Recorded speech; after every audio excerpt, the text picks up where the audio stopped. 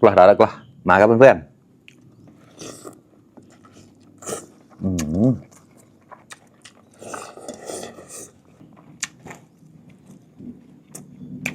มังเอ๋ยสำเนียงฮอดาวสวัสดีทุกคนครับไก่เราต้องงอนเอากลิ่นเชียร์ปอยกระนงนะก่อนนังแควปีตะขาดนะแกงขี้เหล็กครับเนี่ยเราต้องเดินเลยเฉยๆต่อตาอะไรเรานะตอนที่โสดสินะตอนที่แกะแหน่นะแกมูกชิมะแกะสาเปียดเก่าๆนะแหน่แล้วตอนที่รอกแกะนะน้ำพริกปลาครับแล้วก็มีผักสดครับฮันในดัดลาวนะกลิ่นเชียร์ปอยกับมูจอเราได้เยอะแล้วก็เชียร์ที่พันเดอร์ไลเดอร์แชร์กับหมูมาตอนนะมากินข้าวด้วยกันครับแมลงวันอาจจะเยอะหน่อยฮันแน่ละแกตะตีมีราวีในเดือดแปลกมาแปลกแล้วละไก่อย่าสดแขวกแหล่ลังแกลนะแขวแปลกขาดนะ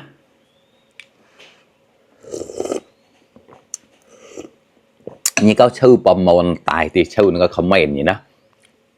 เงยก็ห้อมกับปีขาดเงยก็ห้อมกับแปลกขาดเงยก็ห้อมกับปลายขาดนะมีเราเตาด้ามแล้วแกหูตายเพื่อนนะโมนเพื่อแรกก็แช่ชื่อแบบโมนก็ชื่อหูตายอ่อนนะอาจจะได้รอแต้มที่ชื่อก็โมคอมเมนต์อยู่นะต่างกันได้เชียร์ร็อกแกก็ได้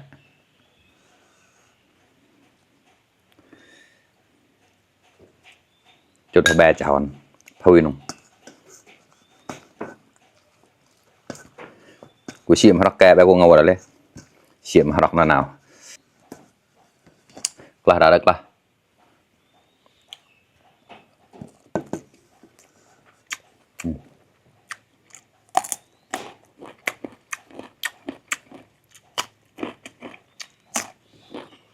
บาดคอไข่หลง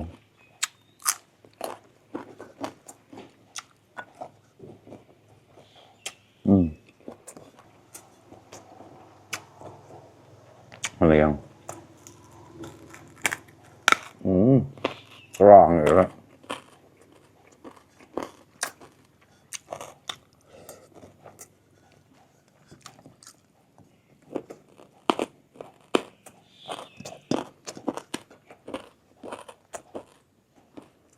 บางตอน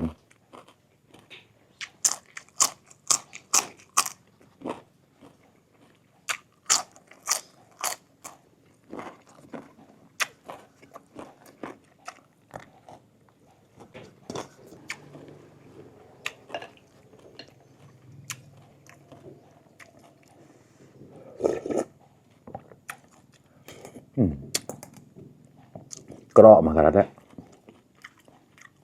อร่อยเนี่ยแหละครับ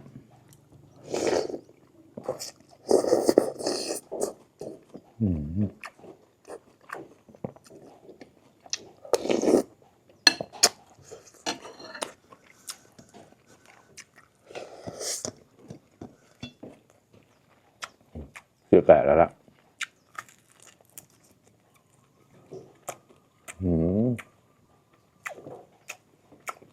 พอไปเริ่มเชื่อมนะไปเริ่มนี่เชื่อเป็นหนักแปลกมาแปลก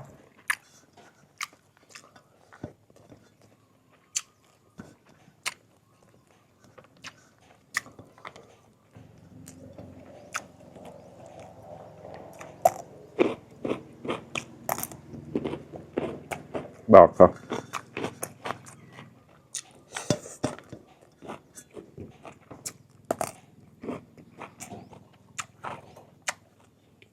ไปแล้วบ่าว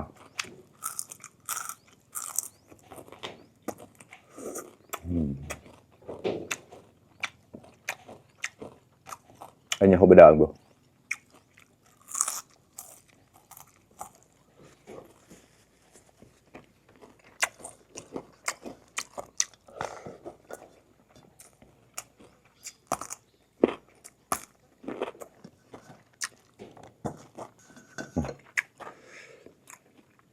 เชือกแหวนแล้วตักใส่แบบนี้เลยครับเจ้าชินะฮะเชียร์กระแกเก่าข้างใน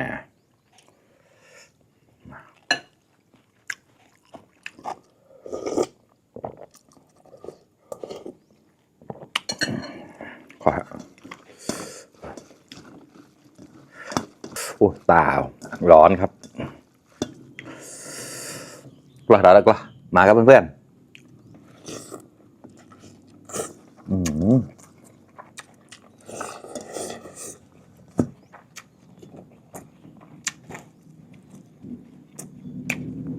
พวกมึงเอาพูดมากันแล้ว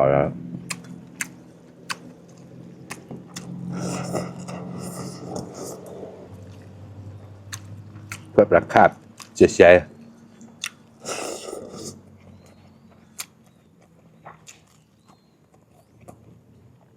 สัตว์โดดมันจะมองก็มีนกดูเพื่อประคาดพยายามต้องชี้กว่าแตงแล้วนกตัวน่ะพอแตงไปแล้วก็รอบมาครับ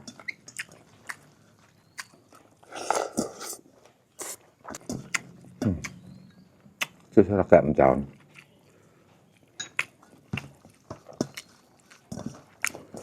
ตาปงแฝงใส่มันจะสระแกะเลยเซมดึงเพื่อประคาดได้จุดมันซ้ำจังกะจุดมันซ้ำประหลาด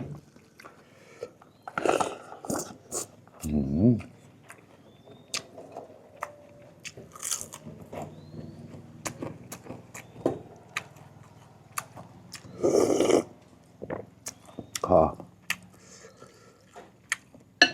จุดเปลือกปลาทูนะแกะปลาทูเข้ามาคอดัดมาครับไอ้แฝงได้ดัดผัดได้กรอบแล้วนะ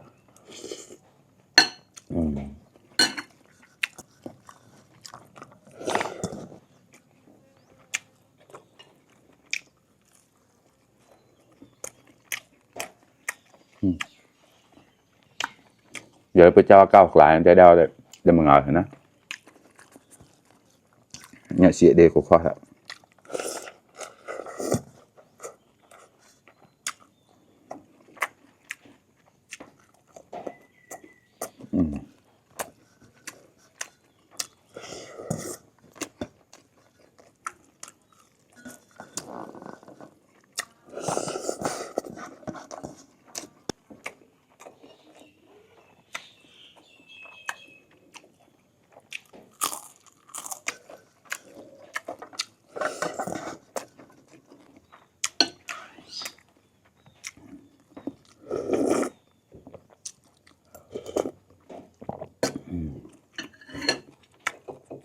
มาหลอดป่ะ